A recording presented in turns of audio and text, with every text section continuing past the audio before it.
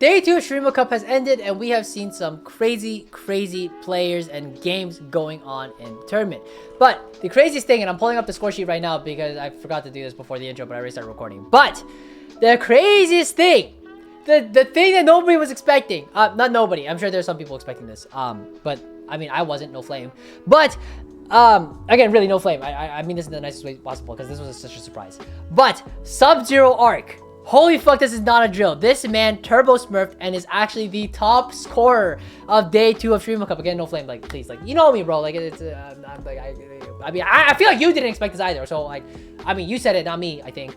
Anyways, dude, good shit, man. This is fucking lit. Dude, representing all the educational TFT YouTubers, fucking pog. Anyways, today we're gonna be VOD reviewing one of his games because this guy turbo smurfed, and I hope you guys are rooting for him for day 3 because I think this is the farthest he's ever been inside of a TFT competitive tournament. So all the props to him. What's the phrase? Fucking send it. No, that's not it. Bring it home. Yeah, bring it home. So anyways, yeah, good luck, bro. And we're gonna go into the VOD, so let's go do that. All right, so here we go. We are inside of Subzeroark's game. Now, for those of you who don't know who this guy is, this guy, just like myself, is also an educational TFT content creator. And crazy enough to see a fellow YouTube creator participating in such a crazy cup, such as Shurima Cup. But nonetheless, Subzero, not only does he make YouTube content, he's a really nice dude and whatever, but he's also absolutely turbo smurfing in this tournament, and which is why I wanted to talk about some of his games. Now, this game in particular is not from day 2. I know I was praising him for, you know, top scorer of day 2, but even out of day 2, I think out of all the games, this game in particular, I think, had the most learning opportunity, and I really want to talk about it because there's a lot of controversial / interesting points I want to make as well, and it's nice to hear your opinions about certain things, right? So I want to hear what you guys have to say about playing this very aggressive tempo style. So we do see here, Subzero does sell the Callista here. We are playing an economic start to pick up the Void pairs now, or yeah, the Void units. And Subzero, I know as a player, really loves to lean into 4 Sorks. That's probably his default from what I can tell, which if you don't know the 4 Sork line, I go more in depth in it in my Ace to Legend guide. You used to play it with Patient Study in particular, but nowadays that's not always the case. You can still play this line if you're able to fast tempo to level 8, and with the Caitlyn Legend, that is definitely possible. Now, the way that this normally works is that with the Caitlyn Legend augment, let's talk a little bit about the theory behind the Legend, because I think it's important to be on the same page about this. You might notice that Subzero, at this current spot, he's actually level 4. You might see the little 3 out of 4 in the background here, right? Because he pre-leveled to level 4 here, right? Going into the 2-1 augments. And the reason why you do that whenever you're playing the Caitlyn Legend is because of Stars Are Born. Stars Are Born, Caitlyn's Gold Legend augment, basically lets you play a 2-star 2 cost and a 2-star 1 cost and tempo very quickly. What people have found, and specifically I believe Joe Bookmark was the one who pioneered this in North America, but he basically says you want to pre-level and then play around really strong 2-cost units, and by pre-leveling you're basically increasing your shop odds to find better 2-stars to play around, right? So that's why we see Subzero pre-leveling to 4 here, but unfortunately we do give 1, 2, 3, and from what I understand, you never want to take this augment like ever. This augment is basically just 8 gold. You can definitely derive more than 8 gold of power out of a silver augment. Just for example, social distancing feels way more than just 8 gold worth of an augment. Same with consistency. You can actually consistency just lose streak, guarantee yourself a bunch of gold, and that's significantly more than just 8 gold, right off rip. So the tempo with just 1, 2, 3 is just not very great. It's not a very popular choice amongst Caitlyn Legend runners. Now, I believe consistency is definitely optional and possible in the spot, but he does scout the lobby, see that a bunch of people are potentially trying to lose streak. We do roll over consistency as well as Shadow Isle's Heart. We did sell the Callista earlier that I mentioned before. Unfortunately, this is not really an option. We don't have any Shadow Isle units to begin with. Social distancing is probably the most common choice in this spot. But I do want to point out something real quick. Subzero only has 1 component.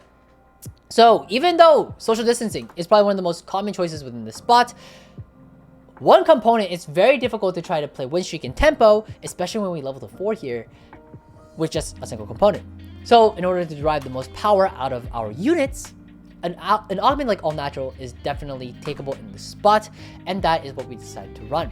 So we take All Natural here to try to tempo, and we are playing win streak with an economic opener. Now normally this is very bad practice, but because we do have both a Noxus start with an upgraded unit along with a 1 component start, this actually makes the most sense, and we can actually drive the most value out of our units by taking All Natural here and playing this board, which really love.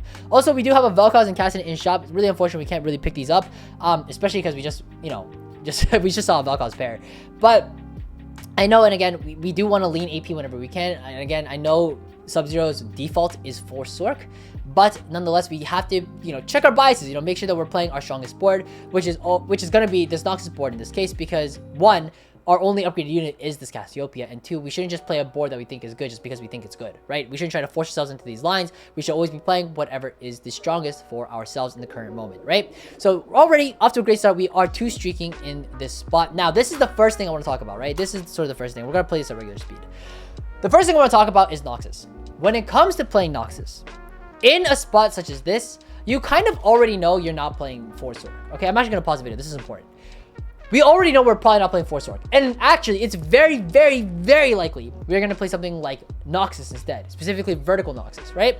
Because we have 3 Void units. We had to skip a couple of Vel'Kozes already, which sucks.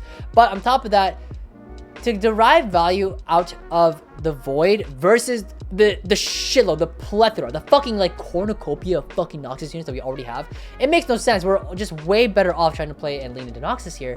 So first, keep that in mind. We basically from this point on know we're probably running Noxus. It's incredibly likely, right? So when you're playing Noxus, you have to play high tempo. You have to play high tempo. Noxus is one of those traits that it falls off pretty hard, and when you're searching for that Darius 3, that Katarina 3, you are sort of in a position where you're going to start bleeding out. So what people have found with Noxus is that you want to try to hit Darius 2, Katarina 2 by 3-1, 3-2. That is the ideal goal, right? And then you tempo throughout stage 3. Starting stage 4 is when you start to begin to bleed. A lot of really great Noxus players, what they'll notice is that when they are given this Noxus line, not only will they tempo throughout stage 3 with a Darius 2, Katarina 2 in an ideal scenario, but they're actually usually able to find Darius 3 or Katarina 3 by like 4-1, 4-2. This is actually not that uncommon. And for the most part, it's actually, you can see it pretty often. Sometimes, and most times actually, it doesn't happen. Obviously, that is a bit of a high rolling scenario, but that is definitely one of the more common lines and approaches that you'll see, trying to find a Darius 3 or Katarina 3 by 4-2, I believe, on the augment choices. Yeah, 4-2. You can sometimes find it, if you don't find enough copies or nearly enough copies, then you send it down at 5-1, and that's when you find the Darius 3, Katarina 3, and if you don't hit it by then, you're sort of behind tempo, right? And that is sort of the generic game plan here. Now, again, like I said before, you want to reduce the bleeding out as much as possible throughout the early game, and ideally, you want to, you know, again, Darius 2, Katarina 2 by 3-1, right? Meaning that if we're trying to do that, that means basically our whole game plan is to try to tempo throughout all of stage 2 and all of stage 3, 10 win streak, that is the goal, right? So when it comes to Noxus, in this spot, what Sub-Zero could have done here instead, which I believe is actually the correct play, is he could have leveled in this spot. He could have leveled to 5 in this spot, still make 10. Yes, it's not 20, but he still makes 10 here. And play an extra unit up. He would have had a stronger board, and he could have maybe potentially kept his streak going. Now, you obviously, you normally don't want to be like playing so aggressively and like losing your economy, trying to spike your board only so little, right? You're only playing 1 extra Noxus unit, right, in that scenario. But Noxus is sort of a niche case scenario where you do want to try and like push power into your board whenever you can. Bebe is sort of the prime example of this, even though like he doesn't do this with just Noxus, he does this with like everything. But it's you're pushing your tempo very, very quickly. You're upping the tempo of the entire lobby by putting more and more power into your board and injecting power whenever you can. So in that spot, just before he could have leveled to 5, he would have been level 5 here and maintained the 3 streak. But also in this spot too in particular, let's talk about this real quick. We see that he loses this fight here, right? But let's rewind the clip a little bit. I want to talk about this. Let's go to the beginning of the stage here. In this spot, do you notice something else we could have done? I want you to think about it. On 2-3, we could have leveled to 5. We talked about this already. But going into on 2-3, we could have leveled to 5, right? But on 2-5, we could also level to 6 in this spot and play 6 Noxus. We would have enough econ to do so. It would definitely be possible. I think it's possible. I might be wrong. I think it's possible though. I believe because we did get a 3 cost off the carousel, we could have went to level 6 in this spot and tried to play 6 Noxus instead. I believe it's, you sell the Garen, you sell the Mouse, you sell the set -1. Yeah, it's definitely possible. So I think that would have been the correct play here. And again, it does sound ludicrous, but that is definitely something you could do to, again, push more tempo into your board, play a very early 6 Noxus. You're naturally level 6 shops here. And by the end of stage 2, you're making at least 10 gold, but your 6 Noxus 5 streak going into Crux. So that is something that you have to keep in mind when you're playing Noxus, because again, it's a very aggressive playstyle. Now I know Sub-Zero is a sort of a very like fundamentally strong player when it comes to like, oh, you want to make 30 by like 20 by 2-6, 30 if you're playing Stars Are Born here, right? He's playing sort of into like the Caitlyn tempo, which is like you make 30 by like 2-6 and you're trying to play into a fast 8 board. But again, I think for this playstyle in particular, I don't know if I fully agree with his approach going into stage 2. I think the stage 2 in particular could have been a bit more aggressive in my opinion. Now, obviously, I'm a bit biased here. I am a very aggressive player myself. Noxus was and probably still is one of my favorite lines in general, but it's definitely something that he could have considered here to try and like really hard tempo his board. Now, I believe he notices he is contested for Noxus units by I believe another Samira reroll player within this lobby. So you can understand a little bit of hesitation when it comes to trying to play such an aggressive playstyle, but it's definitely possible from the positions that he was given during stage 2. Now, we do natural the Samira 2, we do have the Cassiopeia 2, we do have the Kled 2. We are sitting on a bunch of units here, but actually here again as well, I believe Sub-Zero again really likes to value his economy, but I think in this spot here you could have also leveled the 6 here and play 6 Noxus. It's a very, very, very large spike. 3 Noxus versus 6 Noxus, it's very, very different. And especially, and again, I know I keep bringing up like stage 2, but had we had played a bit more aggressively, we would have farmed 5 Noxus stacks, played level 6 board with 6 Noxus with 5 Noxus stacks, and we actually probably would have farmed a 6th one here, and we would have been in a much, much better spot for a Noxus reroll line. Now, going into the 3-2 augments here, just take Noxus Crest. Now, pause though. I do want to say this. You take Noxus Crest here every single time. No doubt about it. But do you re-roll the augments? Think about it. No, you don't. Because what if you re-roll the augments? You have 5 Noxus on your board. What if you re-roll your augments and you're given total domination? Now, you can't take Noxus Crest. You have to take total domination. There's no way you take Noxus Crest over total domination. So you don't actually want to reroll your gold augments in this spot, in my opinion. And I think you actually just take Noxus Crest here. Don't risk accidentally skipping over potential total domination. But as we can see in this clip here, I believe Sub-Zero looks at everything and he rerolls his first 2. I think he actually thinks about Escort Quest. But Escort Quest, if I believe before the stats were taken away, actually averages like a 5.1. It's pretty abysmal for 3-2, but it's really, really good during 2-1. So here, as we can see, he levels to 6 here. Now, we're in a bit of a dilemma though. We are in a bit of a dilemma here where we actually don't really have a Noxus Crest holder. Now, what can you do in this scenario? What can you do in this scenario, right? There's actually 2 things that you can do in this scenario. Like I said before, we do want to try to tempo throughout stage 3. So what can we do throughout stage 3 to try to maintain our tempo? We have 2 options. The first one is that we can roll here pretty aggressively and look for the Darius 2 and the Katarina 2. That is one option, and that is actually one of the more common options that you'll see players running whenever they are playing around Noxus, because they want to try to, again, tempo, find those pairs and whatever. But we're actually not sitting on any of the Dariuses or the Katarinas in terms of pairs, right? We only have the singulars, so we'd have to actually roll quite a lot in order to try to maintain the tempo here. So in this spot, what you can actually do is, I believe in this spot, he could have leveled. I think leveling to 7 here actually makes a lot of sense. You're playing for tempo here. You naturally, you're level 7 shops. By the time you're all the way up into Wolves, your econ is back up, and you're naturally a lot of shops here, and it's, you know, I wouldn't say it's super likely, but it's definitely possible to just natural the Darius and the Katarinas here, and you get to play and make use out of this Noxus emblem. I think Sub-Zero in this position gets a little bit lost. I think he doesn't exactly know what to do in order to derive value out of the Noxus emblem here. He's like shuffling the units around, doesn't really know what to do. He does really value slamming this JG here to try to maintain tempo, but I think leveling to 7 here was definitely a potential move he could have done. I know in this spot, for me personally, I definitely would have done so. But again, this VOD review contains a lot of controversial takes, and I want to hear what your take is on this, because I personally think that had things gone a little bit differently, I think he would have definitely been able to tempo throughout most of, if not all of stage 3, along with all of stage 2. As you can see here, he is shuffling his units around, still trying to find a way to derive value out of this Noxus Crest. Finds the Echo, decides to tech into Rogue here, but I don't think this is really that great. It's not great for a couple of reasons in my opinion. The big one is actually just because of all natural. You do lose a bit of all natural value here. 4 of your units do have items now. You are spreading a lot of your components pretty wide.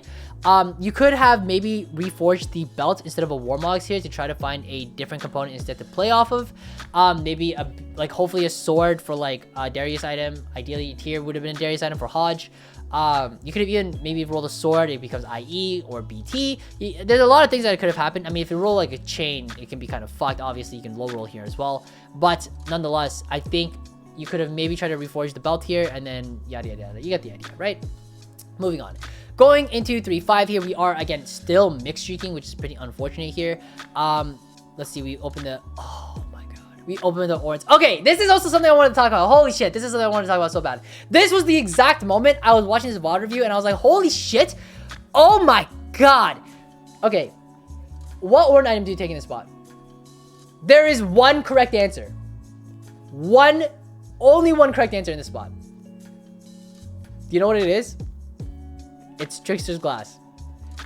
Every single time you take Trickster's Glass in this spot. Trickster's Glass, Katarina, and Vertical Noxus is so fucking strong. I'm gonna pull up the stats right now, if I can find it. But it's so fucking good. And I was so sad watching this because, spoiler alert, he doesn't take Trickster's Glass. But oh my fucking god. It's like watching a car crash in slow motion. Like, oh, he takes Collector here. Like, pause real quick, look. Let's just talk about this real quick. Trickster's Glass, Katarina, Masters Plus. If we go to Katarina 3-star, 2.75. And if we go into 6 Noxus as well, it averages a 2.72. Really, really, really strong line. This is actually... like, I don't know if enough people really know about the Trickster's Glass Katarina line, to be fair. So, to his credit, I don't think it's ever really talked about very much. But whenever you're playing around reroll Noxus here, 3-star Darius with the 3-star Katarina and the Trickster's Glass, oh my god. It's so good, man. It's so fucking good. Anyways, he takes Collector here, and I believe he takes Collector because of the Darius. He does level to 7 here because I believe he's trying to play aggressively here. But his board, again, he has a Darius one and a Katarina one. It isn't the strongest of boards, so he is going to continuously mix streak throughout this stage, I believe. He does win this one actually pretty hard. But we are sitting on 6 Noxus with 2 Rogue and a Collector on top of our Darius, and crazy enough, actually, two Echoes. He does actually pick up the Nasus here, so he does get the Juggernaut in here, and I think he's also potentially thinking about the Noxus Azir line. Nope, no, he's not. He sold it. The Noxus Azir line, for those of you who don't know, is just Noxus Crest on Azir. It's actually one of the strongest Azir-specific lines that you can play, compared to Azir Lux at the current meta, as well as Azir Vertical within Shurima. I believe it has the second highest average. The only thing that is higher is, I believe, off the top of my head, it is Azir within Vertical Shurima, but you also play 3 Freljord. But that requires 2 Shurima spats, so it's very, very difficult to pull off. But, you know, without being such a high roller, Noxus Crest Azir is definitely a playable line, but he doesn't have any bows, so I think he's already just, like, thinking against it here. So, anyways, going to 4-1 here, we do get the Darius 2 out of our naturals. We are going to roll here, try to find the Katarina 2 as well. Our components are not looking too hot. It's looking like a Reforge the Chain. Yep, and then, that's, oh, man. And then it's probably the Ionic Spark onto the Katarina here. And probably Sunfire Cape onto the Swain. You could maybe make the justification to not slam it and then instead play around a Titans or a Guard Breaker. But nonetheless, I think, again, Noxus is all about tempo here. You really do want to try to play tempo and slam whatever you can. But again, he is mix streaking pretty hard, so it is totally okay for him to not slam here and try to greed for slightly better items. So going into the 4-2 augments now, we are given, let's see, Rolling for Days, Endless Hordes, Lucky Gloves. Oh, this is also why I want to talk about this VOD. Holy shit. Rolling for Days here is actually not that bad. It's actually not that bad. It's basically think fast in this spot, and you're basically trying to hit Darius 3, Katarina 3 immediately. So it's actually not even that bad.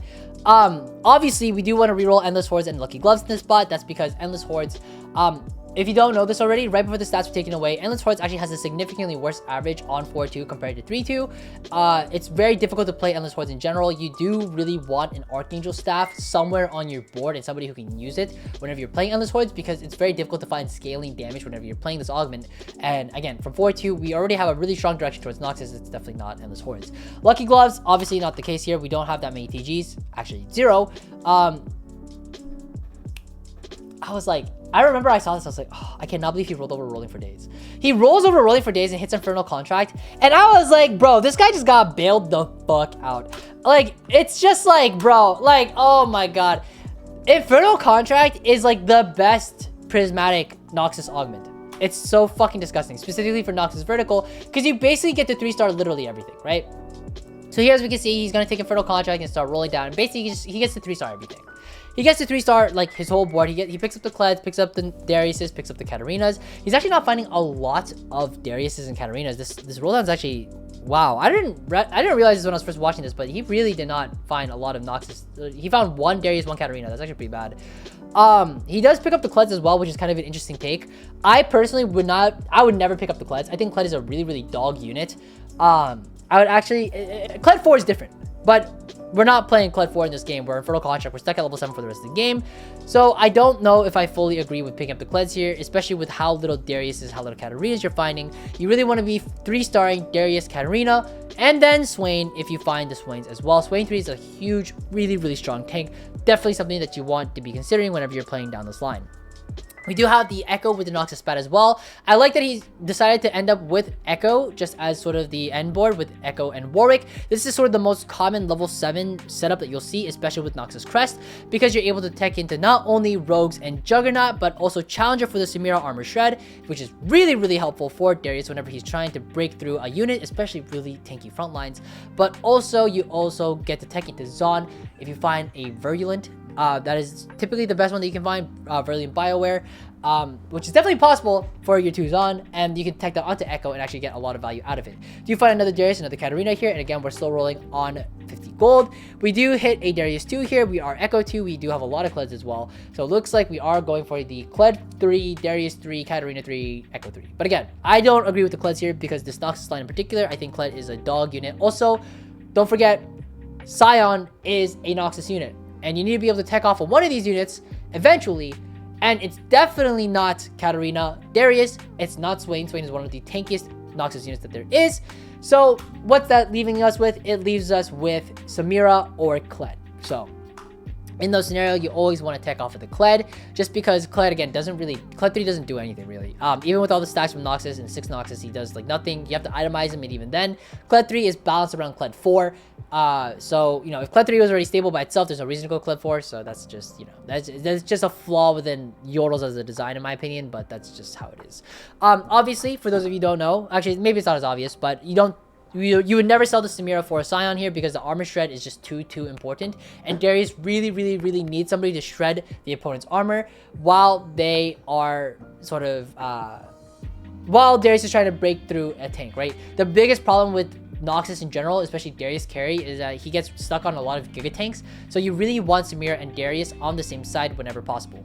I believe we talked about that a little while back, but sometimes I don't do that. I sometimes forget to. But here, 5-1, like I said before, we do want to stay on tempo. We do unfortunately roll over a Scion, which is pretty unfortunate, but we don't actually have a unit we could replace it with at this point. Probably the Swain, that's the only one I can think of, but we do find Darius 3, Katarina 3, and we are chilling with 1 off of Echo 3.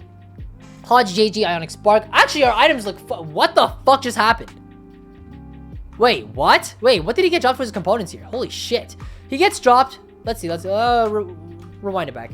So, after the roll down, we are given just BIS. Okay, very good. Mort Diff. Mort has some absolute favorites. But getting absolutely BIS Katarina along with basically what could have been BIS Darius in this scenario, like, it's the best that you could have made, right? I do believe Trickster's Glass Darius actually also has a pretty decently high win rate, or decently high top 4 rate. Sorry about that. Somebody had said I accidentally flashbanged him in a previous VOD, and that was because I opened my Microsoft Edge. Is it called Microsoft Edge? Yeah, Microsoft, what is it used to be called? Explorer. That like popped in my head for a second. But somebody said I accidentally like flashbanged them because I opened Microsoft Edge and there's like a white screen for like a half second. If I accidentally flashbanged you, I'm really sorry. That's not my intent. But let me just go into Trickster's Glass. Let me look into the stats real quick here because I do want to just check here real quick on a Darius 3-star here. Oh my god, just look at these stats. Look at here. 3-star Darius with Trickster's Glass. User on Darius 3.02. Really, really strong average. Obviously though, if we do have this on Katarina instead here, 3-star Katarina, we do see that she has even slightly better stats, but nonetheless still really, really strong here. Trickster's Glass, again, I do believe is the best. You know what? Just for fun, I just realized, let's just look at collector stats real quick on Darius. There we go. 3.39, yeah. So definitely was the Trickster's Glass in the scenario, but again, that was sort of like the big thing. Those were like the big things. The big things I want to talk about was throughout the early game. Obviously, we will enjoy watching Sub-Zero just absolutely turbo smurf because who the fuck is beating this board anymore?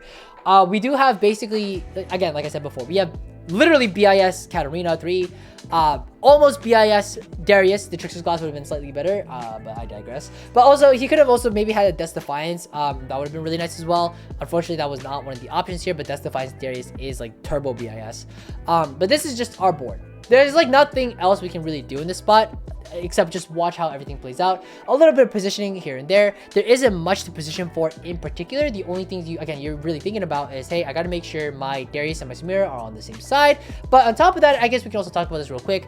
The way you position rogues inside of Noxus as well, you can see that he actually has them sandwiched in the middle, which I actually believe is incorrect.